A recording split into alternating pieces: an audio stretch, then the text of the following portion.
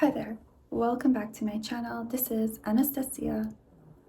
In today's video, we will be speaking about why sex is sacred. And although I want to attempt to make this abundantly clear in terms of my intentions, is absolutely not to sit here and judge anybody. It is absolutely not to sit here and shame anybody. I am a live and let live type of individual. I am aware that regardless if I attempt to make this intention clear, that people will still interpret it in their own way. But I did just want to state that as we begin this video. This information that I am about to share is exactly the information that I really required as a younger woman. And so if this information can assist even one person out there, then that's really my intention of creating this video. This is a topic that I had contemplated since I was very young. I was perhaps arguably a little bit strange as a younger woman, and perhaps still am, of course, but I always had a deep knowing. I always had a deep intuition or an understanding that sex was sacred. At this stage in my life, I wasn't heavily influenced by my parents, and they were not the ones to put these conclusions or put these thoughts into my mind. They were thoughts and conclusions that I had come up with on my own. Now I'm talking very young here, as like before you enter high school. I had always just wanted to be with one person, completely devote myself to one person and one person only. Is that a right or wrong thing? I don't think it's either one, because everybody's path is unique. But for me, I knew that that is what I had wanted since I was very young. And I can remember when I would express my thoughts to my friends, a lot of them would say, "Oh, you'll get over that. You're going to change." And honestly, it never really occurred. I still hold that to be true for myself and perhaps for other people as well. Sex is energetic exchange. When you merge yourself with another person in such an intimate and vulnerable way, there is, at a very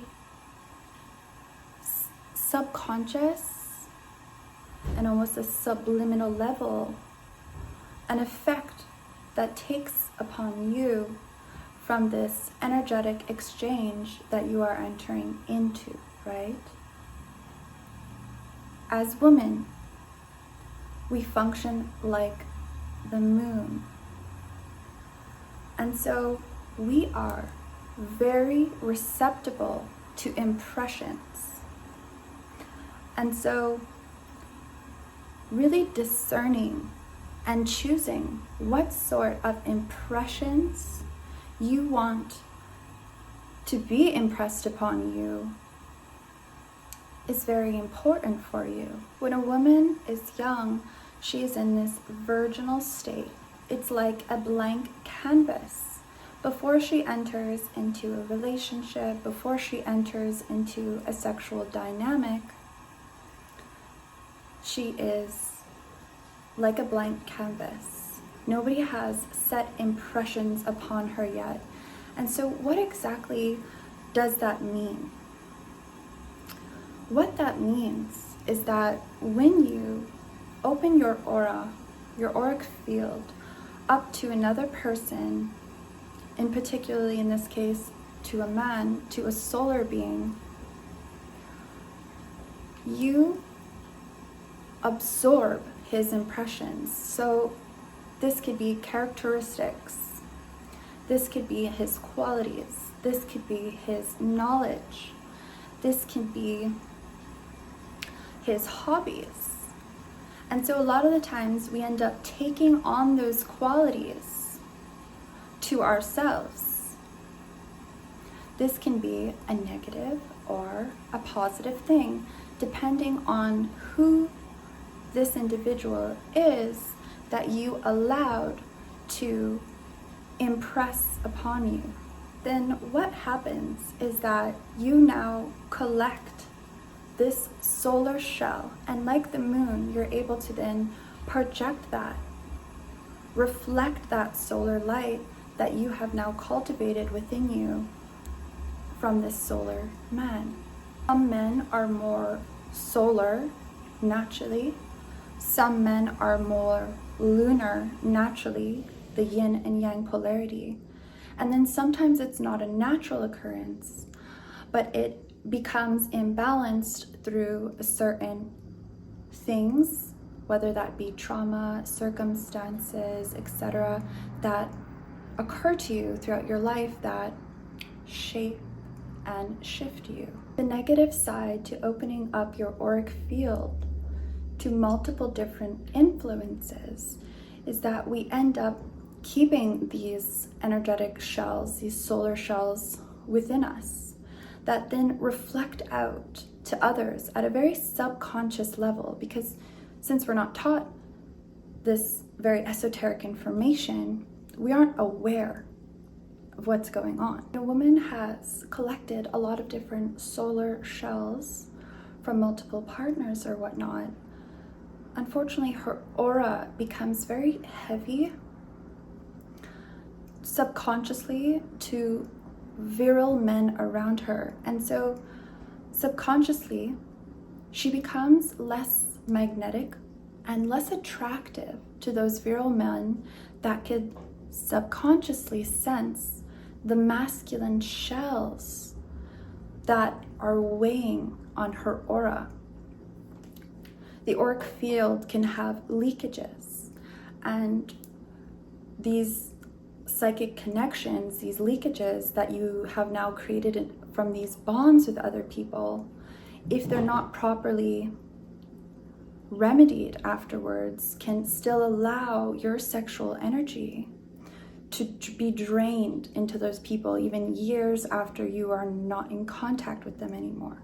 Therefore, her energy, her feminine energy that she was usually very in tune with as a younger woman before she had to be more shifted into the masculine to survive in this world, because unfortunately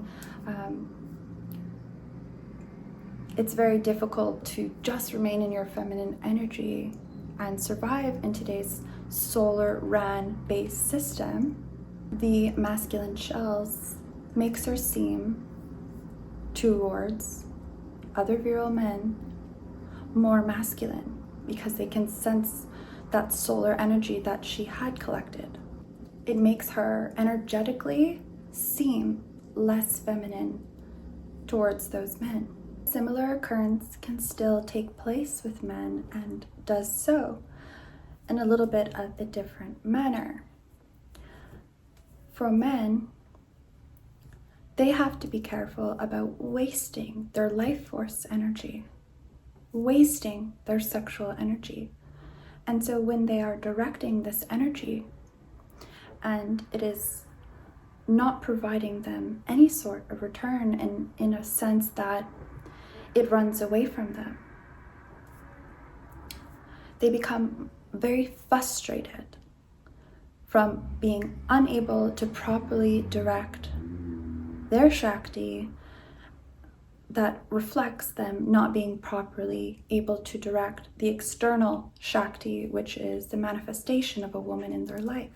The more that a man wastes his life force back into the earth or into a vessel in which doesn't actually transmute that energy for him,